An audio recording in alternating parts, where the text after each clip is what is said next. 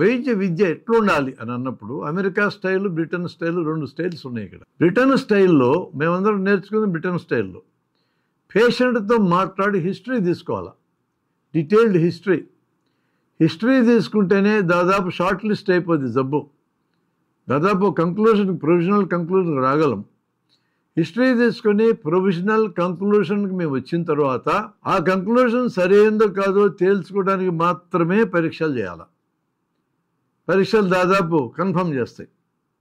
దాన్ని బట్టి వైద్యం చేయాలి. అంటే ఎక్కువ టైం పేషెంట్తో గడపాల. హిస్టరీ టేకింగ్ అంటారు దాన్ని. అమెరికా స్టైల్ అట్లా ఉండదు. అమెరికా స్టైల్ పేషెంట్ రాగానే ముందు బ్యాటరీ ఆఫ్ ఎగ్జామినేషన్స్ చేయాలి, పరీక్షలు చేయాలి. పరీక్షలన్నీ చేసిన తర్వాత చేయించుకొని వచ్చినాక జూనియర్ డాక్టర్ హిస్టరీ తీసుకుంటాడు. సీనియర్ డాక్టర్ దగ్గర పేపరు ప్రిస్క్రిప్షన్తో సహా పెట్టేస్తారు జూనియర్ డాక్టర్. దాని మీద ఏమీ రాయకపోతే ఈ సీనియర్ డాక్టర్ ఏం చూసాడు అనుకుంటారో ఆయన అక్కడోటి ఇక్కడోటి కెలికేసి మన చేతికి ఇస్తాడు.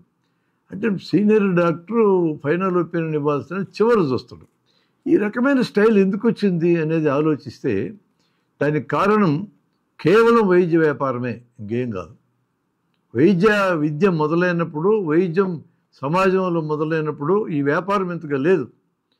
మరీ స్టార్టింగ్లోకి వెళ్తే రోగికి చేసే పరీక్షా సాధనాలు డాక్టరే తయారు చేసుకున్నాడు, మందులు డాక్టరే తయారు చేసుకున్నాడు. మొట్టమొదట్లో 2000 ఏళ్ళ వెనక్కి వెళ్తే పరిస్థితి అది. నెమ్మదిగా మందులు డాక్టర్ చేతుల్లో లేకుండా పోయినాయి, పరీక్షా సాధనాలు డాక్టర్ చేతుల్లో లేకుండా పోయినాయి, ఆపరేషన్ సామగ్రి డాక్టర్ చేతుల్లో లేకుండా పోయినాయి, మెడికో ఇంజనీరింగ్ కంపెనీల చేతుల్లోకి వెళ్ళినాయి. వీటన్నిటికీ తలమానికం లాంటి ఇన్సూరెన్స్ పరిశ్రమ వచ్చింది, అది కూడా డాక్టర్ చేతుల్లో లేదు. ఈ 4 కలిస్తే వైద్య వ్యాపారం అవుతుంది. ప్రపంచంలో ఆయుధ వ్యాపారం తర్వాత అతిపెద్ద వ్యాపారం ఇదే. ఈ వ్యాపారం చేతుల్లో 4 రకాల ఇండస్ట్రీస్ వచ్చినాయి. డాక్టర్ చేతులు ఏముంది? ఈ 4 వ్యాపారాలకి ఏజెంట్గా కూర్చొని మేము రికమెండ్ చేయాలా.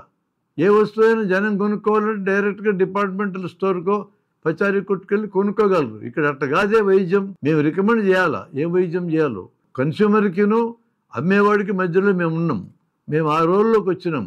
మా చేతిలో మందులు లేవు, పరీక్షా సాధనాలు లేవు, ఆపరేషన్ సామగ్రి లేవు. మన సుశ్రుతుడి కాలాన్ని చూడండి, ఆపరేషన్ సామగ్రి కూడా ఆయన దగ్గరుండి చేయించుకున్నాడు కంసలాయంతో. మందులన్నీ చెరకుడు కాలంలో వాళ్ళే ఆకులు పసరులు తెచ్చి నూరి మందులు తయారు చేసి ఇచ్చారు. ఏది ఇప్పుడు ఆ పరిస్థితి లేదు. నేనేది అవన్నీ తిరిగి అట్లా వస్తాయని నేనేమి సలహా ఇవ్వడంలా. వ్యాపారమయం అయిపోయిన తర్వాత వ్యాపారంలో లాభం ఉంటుంది, ఇంకేముండదు. సేవ అనేది ఉండదు వ్యాపారంలో. వైద్యం వ్యాపారం కింద మారిన తర్వాత లాభాపేక్ష అనేది వచ్చిన తర్వాత ప్రజలకి మేలు జరగడం అనేది బై ప్రోడక్ట్ కింద మారేది. అంటే మేలు జరగకపోతే రారు కదా, అందుకని మేలు చేయడం అనేది ఒక ప్రోడక్ట్ ఉండాలి అక్కడ, లేకపోతే మా దగ్గరికి రారు.